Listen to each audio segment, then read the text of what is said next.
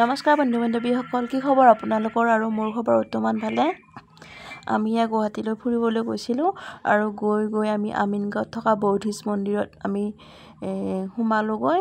কিন্তু আমাৰ কপাল বেয়া, সেইদিনা মানে মন্দিৰ বন্ধ আছিল। মানে শনিবাৰ আৰু দেওবাৰেহে খোলা থাকে, আমি আচলতে গম নাপাওঁ। গতিকে হ'লেও আমি তাৰ ওচৰৰ পৰা আহিলোঁ যে একদম মেইন ভিতৰৰ মন্দিৰ গেটখন বন্ধ হৈ আছিলে। তাৰপিছত আমি তাৰ পৰিৱেশটো এনেই ভালেই লাগে, ধুনীয়া লাগে। এই মন্দিৰটো চাওকচোন। তাৰপিছত এওঁলোকে পূৰা ফটো প'জ দি আছে, ফটো উঠি আছে। তাৰপিছত আমি আহি শৰাইঘাটৰ ব্ৰিজ পালোঁ। এতিয়া আমি ফেঞ্চি বজাৰত ঘূৰি আছোঁ পূৰা এইবিলাক ধুনীয়াকৈ। বাৰ্বিটো।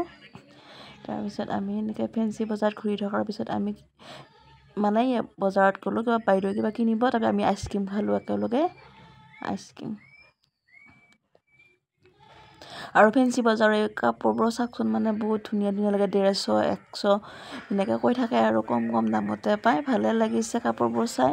আৰু ইমান দুপৰীয়া বহুত ৰ'দ, মানে হ'লেও দোকানবোৰ পূৰা আছে এইবিলাক একদম 100, 150 একদম কম দামতে পায়। আৰু এইবিলাক পূৰা কাপোৰ চোৱাত ব্যস্ত। কিবা কিবি সৰু সুৰা এটা দুটা বস্তু ল'লোঁ বাৰু, গোটেই নোলোৱাও নহয়। তাৰপিছত আমি কুঁহিয়াৰৰ ৰস খালোঁ, এইটো গিলাচতে 40 টকা লয় তাতে। তাৰপিছত ইফালে আকৌ ফুচকা খালোঁ, 20 টকাত 5টা পাই দেই ফেঞ্চিত ফুচকা।